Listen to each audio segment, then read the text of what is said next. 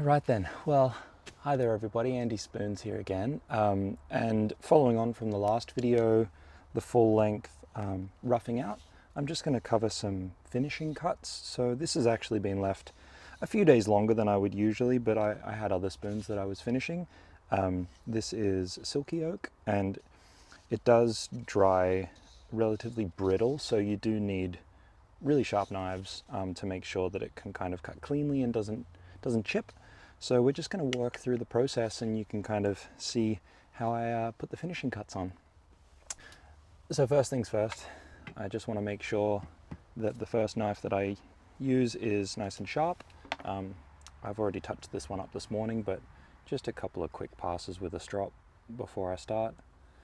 I always like to strop often, and I find that means that you don't have to sharpen as much. And if you've spent, if you've invested in good quality tools, you want to make sure that you're holding onto that steel for as long as you possibly can.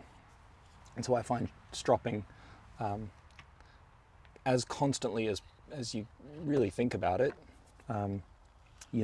basically before every spoon, even in the middle, as soon as it stops becoming fun, give everything a strop and make sure that everything's back to sticky sharp.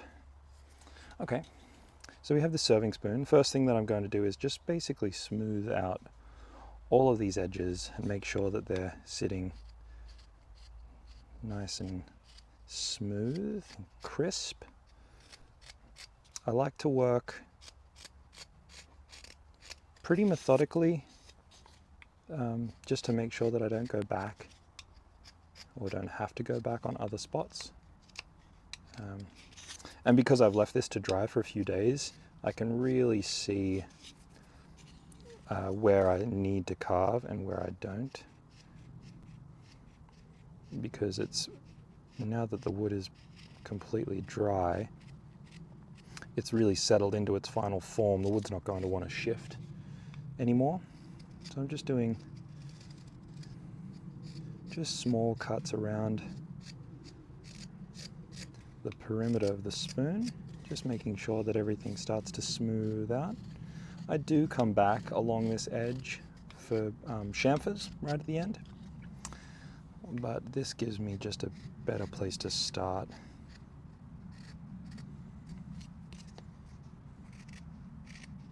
Just rounding everything out, squaring it off, making sure it looks nice and neat.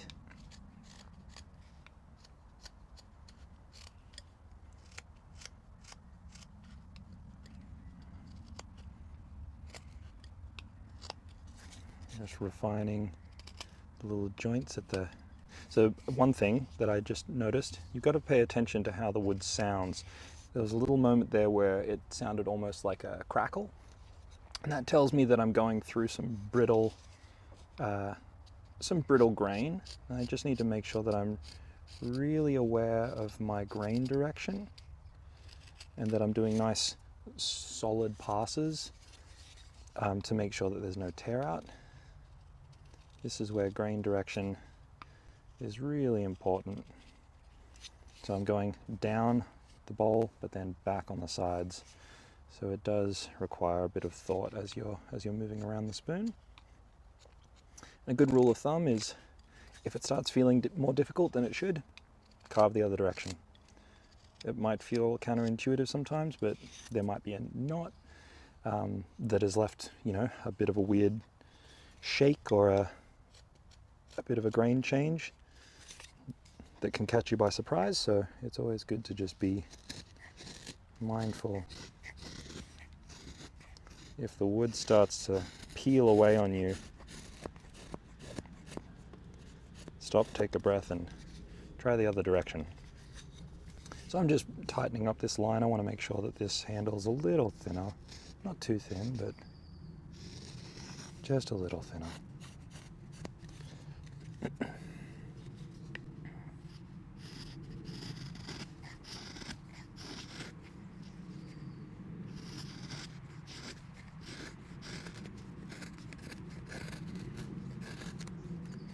Checking my symmetry as I go.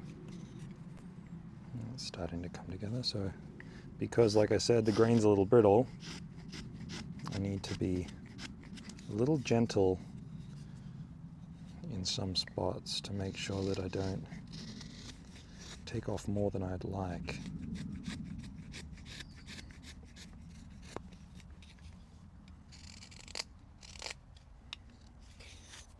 And this is part of the process that can really take, you know, as long as you want it to be honest.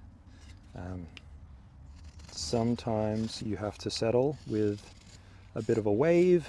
Like for example, right here, it's quite hard to tell, but maybe I'll see if I can zoom in. There's a section right there where there was obviously a knot somewhere over here, and it's kind of rattled that area of grain, which means when I'm carving back towards myself, it gets a little chattery. And so because of that, I'm going to be really delicate on that side, not take too much off at all. I might even have to go back the other direction.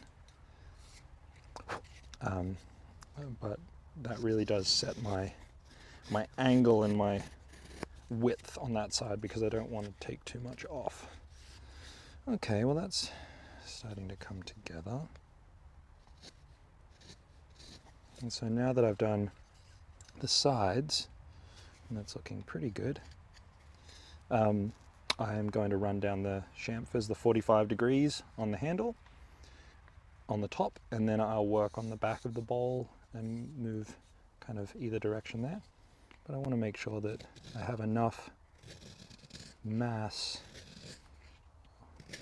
on the top of the handle, just so I can get a little tiny curve in there. Not a lot. This is a fairly flat profile serving spoon, so I'm not going to go too crazy on that.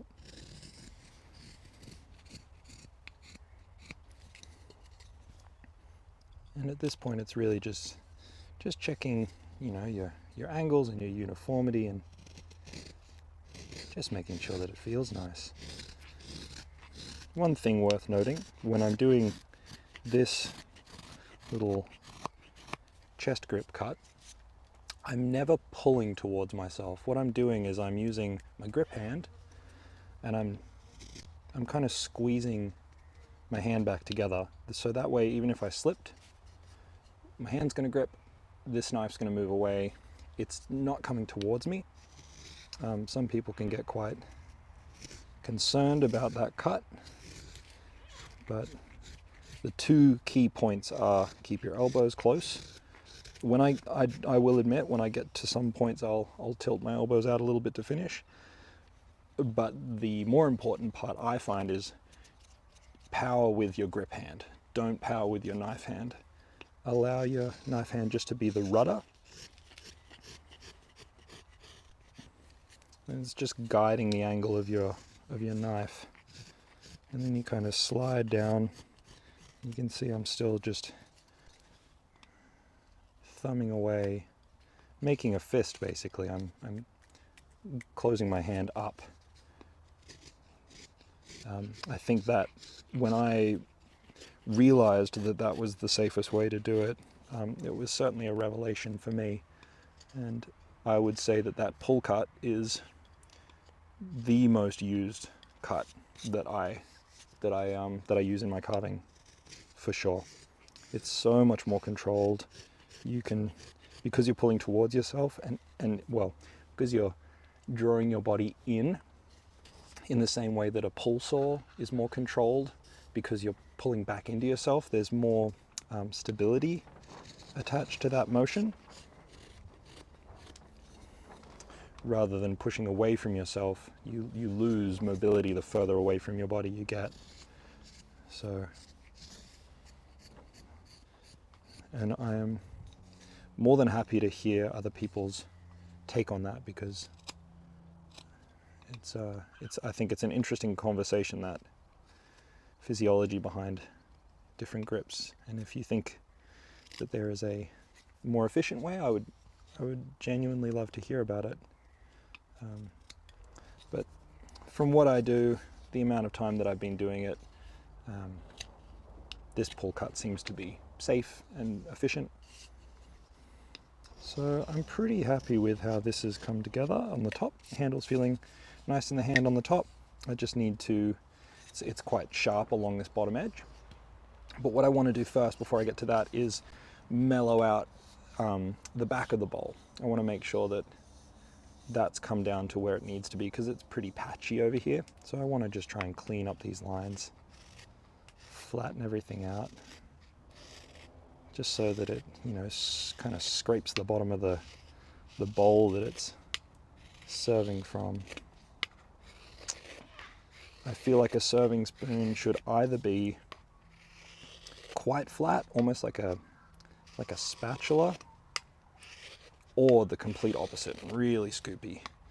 And I think of, you know, if you're serving yourself, say a curry, you want quite scoopy, whereas if you're serving something like, oh, I don't know, macaroni, no, that's not a good one. What's a good example of something that serves up well, like like a pasta bake, let's say. It's nice to be able to kind of cut into it and scoop up, or like a lasagna or something like that. Scoopy can kind of make a bit of a mess of it. Anyway, that's a that's a different conversation. Basically, all I'm doing is just making sure that all of those existing axe marks and rough knife marks are all flattened away. And I do lightly burnish my spoons at the end of this process, which I'll show you as well.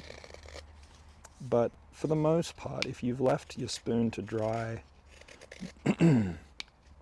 for long enough, and your knives are sharp enough, quite often you don't need to do much.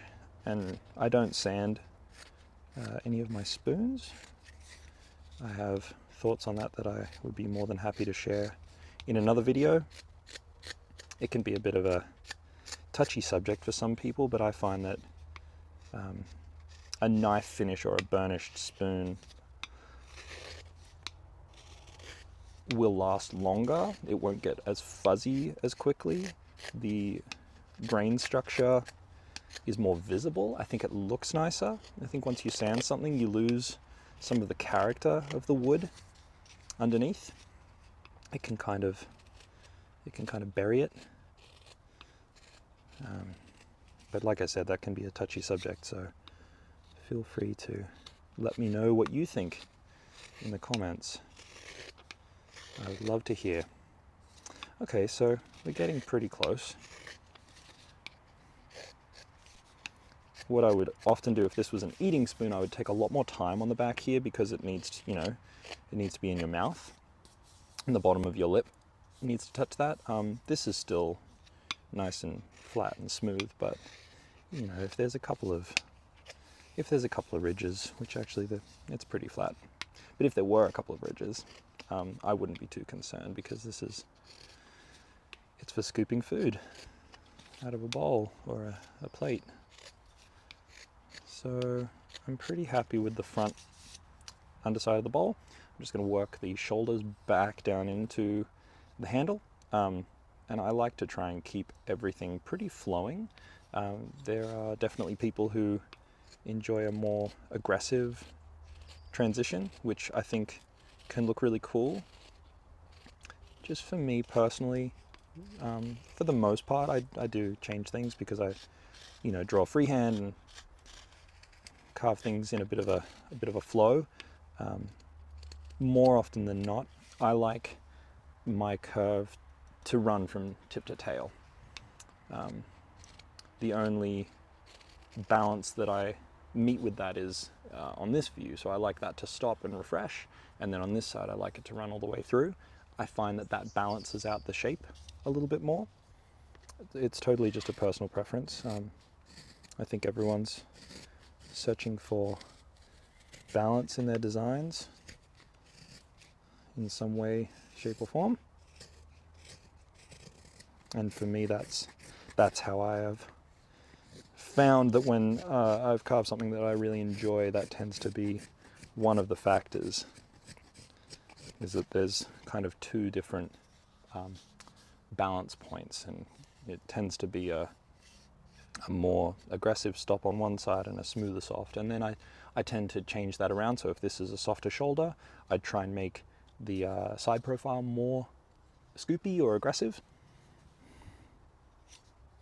Yeah, okay, so I'm just gonna softly wrap this around into the handle, and then we'll see what this grain wants to do going back up the handle with those knots that we were looking at a little bit before. It's not feeling too bad.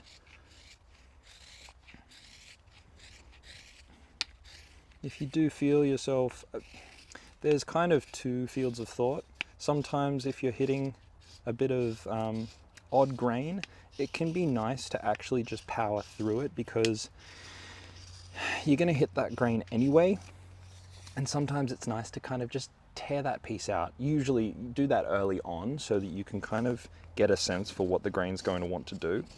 So that's one field of thought. The other field of thought is, I think when you get into the finer cutting, this is when it comes in, and that's when you find resistance, slow down, stop, and then instead of trying to do big, long pull cuts, you know, like all the way down, stop, find out where that resistance was, and just do some smaller cuts. It'll still give you that same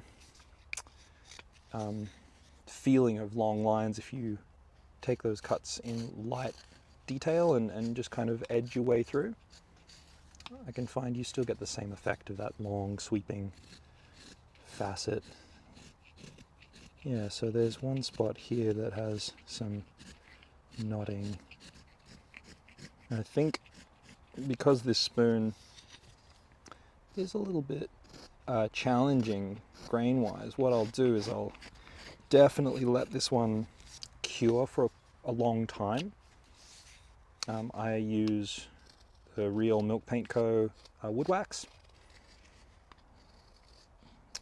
which is a really lovely wax. I highly recommend it.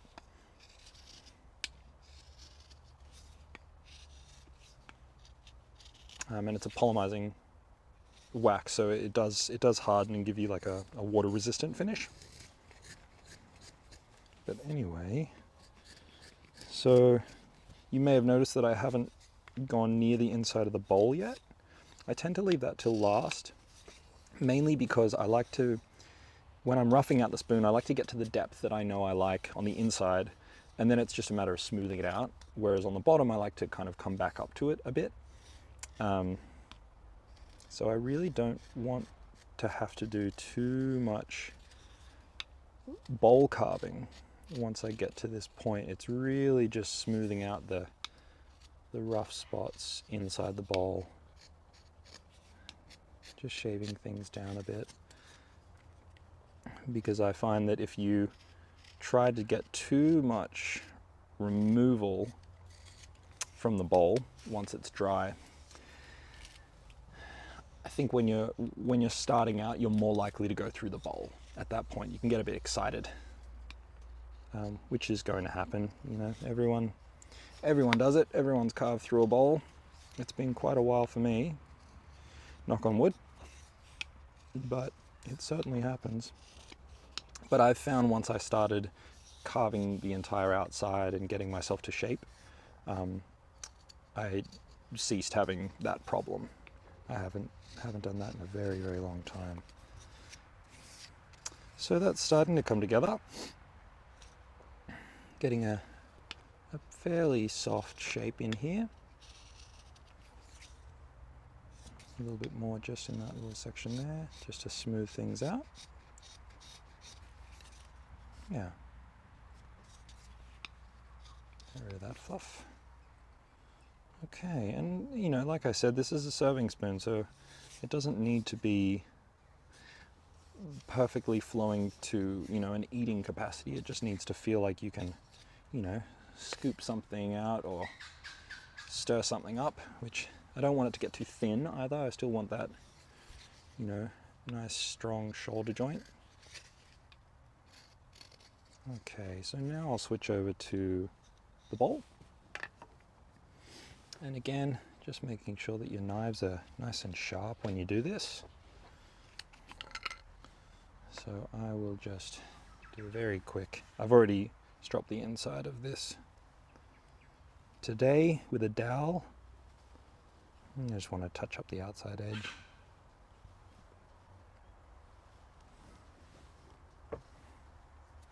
And make sure that if you are using stropping compound, that you wipe away all the compound, or else you'll get it all over your nicely almost finished spoon. Okay, so now really all I'm doing is just, I'm left-handed, so imagine this reversed. I start and swing over to my, I guess you'd call it the outside curve, and then I come back on the inside curve. And I'm really not taking that much away at all. Almost just blade polishing the finish. Very, very light. If there are any bumps, then just kind of flattening that out. Very, very small cuts.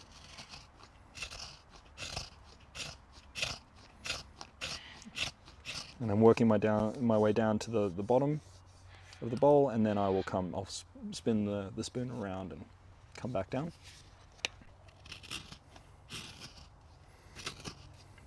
And again, you don't have to try and get these big long cuts in the bowl, big long drawn out curls, because really all you're doing is just nibbling the top, just taking the top off everything, flattening everything out.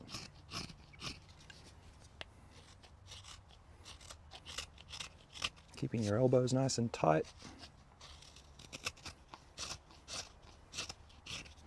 And this is where I definitely I allow the blade to kind of escape from the wood. I don't want to try and really dig in. If something bites, I let off. Whereas usually, if you're doing this in the early stages, you kind of want to get yourself set into an angle and run your way through that. Whereas here, because I'm just taking the ridges off, I really don't want to take too much. I'm just letting the sharpened edge just kind of gloss over any high points. And it's certainly getting close. Yeah. And then spin it around. Same thing, I'll work from the outside edge.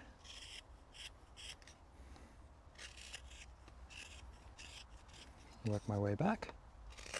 And it's a very similar thing to what I was saying with the pull cut. Is I'm kind of clenching my hand and twisting the knife out of the cut. It's a bit of a balance more with the hook knife. You are rotating your wrist and twisting. It takes a bit of practice to get used to that. I hope you can kind of see what I'm doing. But this doesn't require too much. And that's getting pretty good.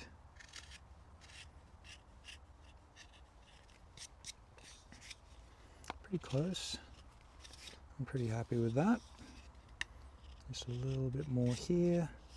And then just making sure that the lowest point of your crank, I don't like carving across the grain at the end, but sometimes to make sure that everything's level. If you do find that you're getting grain tear out, just try practice running back and forth, running back towards the grain, spin it around, run back towards yourself again, and light cuts. That is always the key once you get to this point. Even when you're starting out, it's nice to practice just the lightest cuts you can. I find it really helps. Okay. So, our bowl's pretty much finished. Now I just need to work on the rim. Just a little bit, not too much, but just enough to soften things up. You don't need to use a different knife for this. I'm fortunate enough to have quite a small detail knife. Again, you could just use a normal Sloyd knife. For me, there are a couple of grips that I do enjoy having this quite small knife for. When it comes to chamfers, I can choke right up on the edge, and my hand is still not touching the blade. I basically just do this little potato peeling cut just to chamfer that edge. And then what I do is I basically hold it like this and push through the other direction. And I'm basically just softening any chamfered edge that you put on wood. Limits the chance of chipping because you're softening all of those hard edges. Hard edges can increase the chance of chipping. It doesn't guarantee it if you're careful or if you put it in the right spots. This is another grip that people sometimes find a bit interesting. It's exactly the same as what I was talking about. I make a fist and I've locked it between my fingers, and I basically just pull, equal parts pull this and push with my thumb. And it just gives me the ability to keep everything nice and close. And then just do a little chamfer. These probably won't even pick up on the camera, to be honest, because they are really, really small curls. I'm just, like I said, just rounding especially the front of the spoon, because that's where all of the action is, especially on a serving spoon. It's going to come into the highest impact, so you want to make sure that that front is pretty beveled, just so that it can deal with the impact. Okay, and then rotate back and move back around this way. And we're on the home stretch now.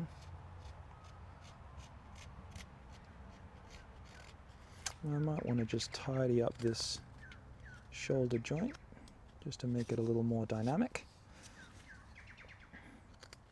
And the way I do that is just create a bit harder of a stop in here, and then just make a little, I guess you'd call it a fluting. Yeah, it's kind of fluting. Just to give you something to look at. Try and make sure it's matched up. That's not bad. Check it in different shadow and light sources just to make sure that things are catching the right way. I think that's doing pretty good. Never be afraid to rotate your workpiece and look at it from a different perspective. It can be a really good way to just to keep an eye on things. And I'm being extra fussy right now. I don't need to be.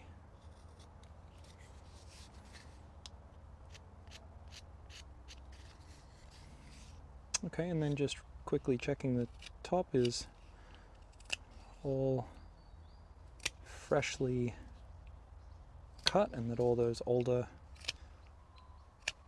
bits that have dried out have been knife finished.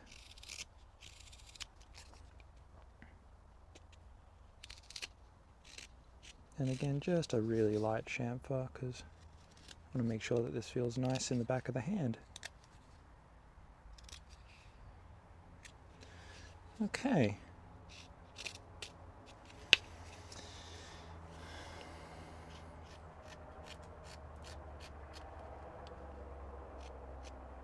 Final little softening of some edges here.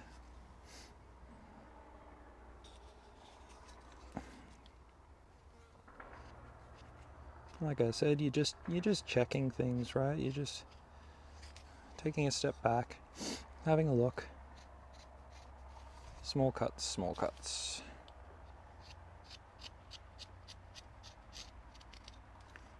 And I think that is good enough for a spoon. There we go.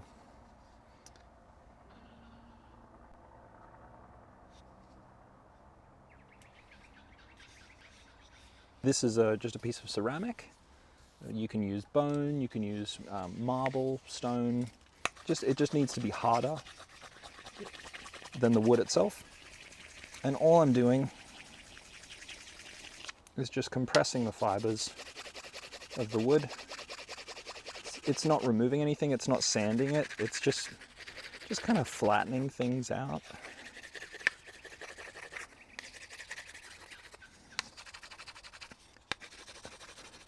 And burnishing, it does round things off a little bit, which is, you know, like I was saying with preventing chipping, it just increases your success rate of no chips. Don't go too crazy with it.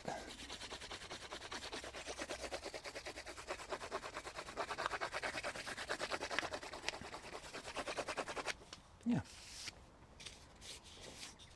A little bit more in the bowl.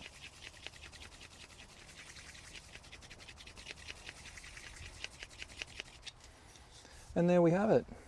I'm just going to be using some, like I mentioned, some real Milk Paint Company wood wax. It's a mix of walnut oil and carnauba wax. I don't know how to say it. You can let me know how I'm meant to say it in the comments. It's really good. This is really good stuff. I've started using this this year, and everything that I carve these days has it. It doesn't need much, and it's all vegan and non-toxic and all the good things. Nice and natural. And I like to start in the bowl because I feel like that grain is where it tends to eat up the most.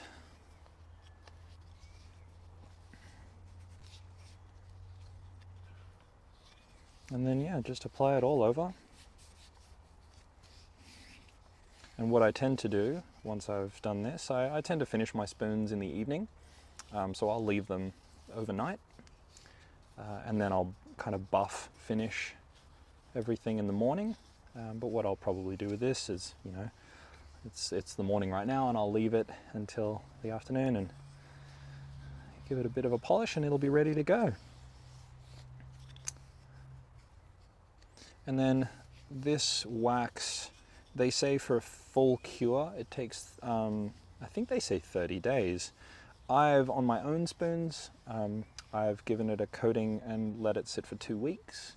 It really depends on the finish. I know tung oil can take a really long time, especially if it's pure and it doesn't have a citrus to water it down, to mix it down. But yeah, definitely read the labels and check. So there we go. That is a Silky Oak serving spoon from start to finish, and I hope you've enjoyed this. Thank you so much for following along. If you like what you see, consider subscribing and liking the channel, and let me know what you'd like to see next in the comments, and I hope this finds you all well.